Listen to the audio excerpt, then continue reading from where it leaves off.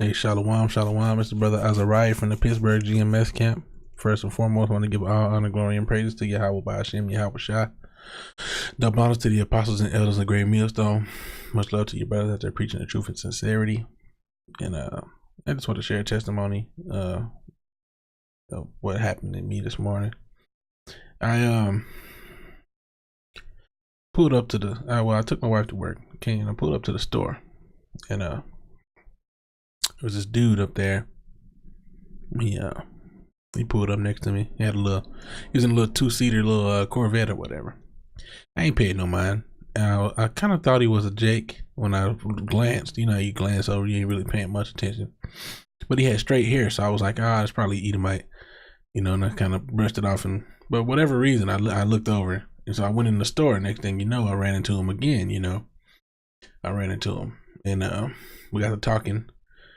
And for whatever reason, the Most High put it on his spirit to come say something to me. It's just like, you know, I was looking at something, and he was like, I was like, hey, brother, how you doing? He was like, oh, you know, all right, you know, they're trying to make it, you know, I'm holding on. I was like, yeah, I know that's right.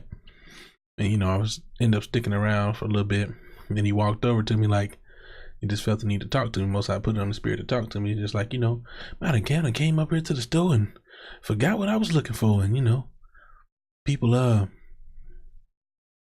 always asking me what to do, you know, to do something for them.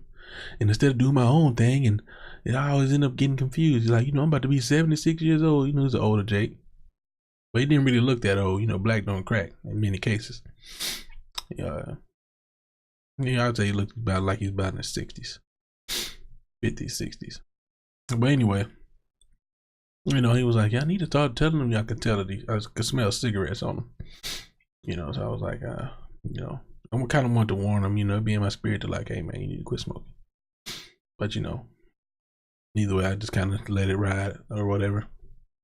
And he was like, yeah, man, you know, this, that, and the other. I was like, yeah, tell him to write it down next time. He was like, I'm going to tell him to quit doing it for me. I mean, quit asking me to do stuff for him. I was like, oh, you know, that's another way to look at it.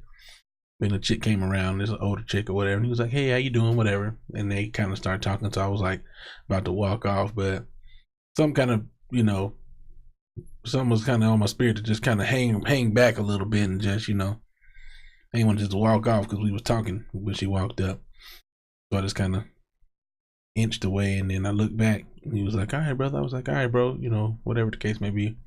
So I go down the aisle, get some grapes or whatever. I went to go get some grapes and some other stuff. So I come around, I see him again. I'm like, dang, you know, so I just like, well, I guess I'm supposed to see him. So let me talk to him. So I started talking to him. I was like, yeah, you know, sometimes, you know, you just help people, you know, you ain't really, you know, sometimes you just do stuff for people. You don't really expect nothing back, you know, you just do it. I mean, I was like, but I guess that depends on what you believe. And so he went into another part of the conversation and this, that, and the other. And, you know, just was like, well, you know, we were just talking about different little stuff. And then at the end, you know, he was giving me different stories and talking about where he used to live and how it used to be. And I was like, well, did you know well, the things he was talking about was his old neighborhood and how it used to be a tight-knit community. You know, he's a Jake. You know, he said he's a Seminole Indian, so you know, which I believe is the tribe of Gad, if I'm not mistaken. But either way, he said he was a Seminole Indian. He was just talking about his community, how it used to be real tight knit, how even the police used to didn't want to come deep into his community. You know, he was just talking about how things have changed and you know how they used to be more. They used to fight with the hands more, and now it's all, you know, you gotta have a weapon, this, that, and the other. You gotta have your gun, be ready, and all this and that. And you know, at the end of when he got through talking, I'll just let him know, hey, well, if you ain't never heard it, you an Israelite, you know, you one of the true children of God. And then he was just like, well, you know, just that and the other, and you know, the thing about the Bible is it's been around thousands of years, you know, and you know, you can't tell me the white man ain't put his hand on that and touched it. I'm like, well, you know, you can't necessarily say that. You know what I'm saying? I'm like, yeah, the white man, it's here. You know, he might have thought he touched it. You know, But no, the Most High is in control of that, you know. And I made a really good point. I guess I'll make it now, or tell you the point that I made now. One of the points I made was, you know, if that was the case, then he would have changed all this different stuff that the Bible condemns about his actions. You know what I'm saying? Like homosexuality and pretty much everything they promote is against the Most High. You know, and he's just, you know, telling some more stories. And I let him keep talking, man. By the time he got to talking about different things, you know, like I would make little points here and there just to try to get him to understand where I was coming from. But the last couple of points I ended up making to him was, look, man, I'm gonna leave you with this scripture. I was like in Revelation. It says, this is Revelation 13:10. It says, "He that leadeth into captivity shall go into captivity. He that killeth with the sword must be killed with the sword. Here is the patience and the faith of the saints." And I was like, for putting us into slavery. Oh yeah, I got another point to make too. I was like, for putting us into slavery, for killing us unjustly, and doing all these things they've been doing, they have to pay. You know, that's in the Bible. Why wouldn't they take that out of the Bible? And I was like, you know, letting them know you need to go to the King James 16:11. You know, they slandered King James. He was a black man. We used to rule over there in Europe, and that's where you get the Dark Ages from.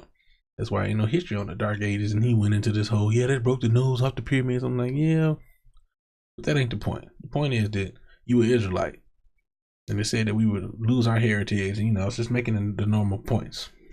But that's another point I made too. I was like, also the Most High put a deception, put a delusion on these people to believe that they could have salvation. That's another reason they kept the Bible, because in there they believe that they can have salvation. You know, at least the average everyday Edomite, the elites probably know better. But so I got to looking up Revelation 13:10, and I was just looking at, okay, I looked it up, and then something just told me, hey, look, read the other interpretations. And boy, if the Edomites ain't try to change this stuff, boy, the only one that really has the true meaning of it is the King James version. When you look at the rest of them, if anyone leads in, okay, this one says it too, Darby Bible. If anyone leads into captivity, he goes into captivity. If anyone shall kill with the sword, he must with the sword be killed. Here's the endurance and the faith of the saints. Okay, there we go. But this one, then you go to World English. If anyone is to go into captivity, he will go into captivity. So if somebody was supposed to be going into captivity, he can go into captivity anyway. No, that ain't what the Bible say. If anyone is to be killed with the sword, he must be killed. What? Here's the endurance and the faith of the saints. What the hell is you talking about? If anyone a captivity doth gather, into captivity he doth go away. No, that's, you know, that's pretty much along the same lines. If anyone by the sword doth kill, it behooveth him by the sword to be killed. Here's the endurance and faith of the saints. It behooveth him. They went out extra, but a lot of these versions take away from the actual meaning. If anyone is to go into captivity will they go. That's all. If anyone is destined for prison, will be taken to prison. Okay, yeah, that's true, but this is not what this scripture is talking about. If anyone is to be taken captive into captivity, he goes. You know, and you see how they try to be deceptive with it. This is why this is a mocking, language. And the only one that really gets it is King James. See? If you are doomed to be captured, you will be captured. Come on, man. Whoever's meant to be captured will surely be captured. And you know, this shows that they know that they're guilty, man. That they're guilty as hell, man. Whoever leads into captivity goes into captivity. And who murder with the sword will be killed with the sword. Here is faith and the endurance of the Holy One. If anyone is taken prisoner, he must go to prison. Come on, man. If anyone is killed with the sword he must be killed. That's stupid. That's stupid. They're saying the same thing, literally. You know, and some of them are not that, not changed that much, but you know, there are still some of our people who have never even heard who they are. You know, for them to make a decision whether they're gonna believe or don't or not believe it. So you know, like Elder Apostle Gabar went into, you know, about with his exhortation. You know, hey, you know, Don't be ashamed to share the gospel. You know what I'm saying? And like a lot of the brothers been saying, it's gonna come a point where it's gonna come out anyway. So do all things in wisdom. But Yahweh Shai said, what he say?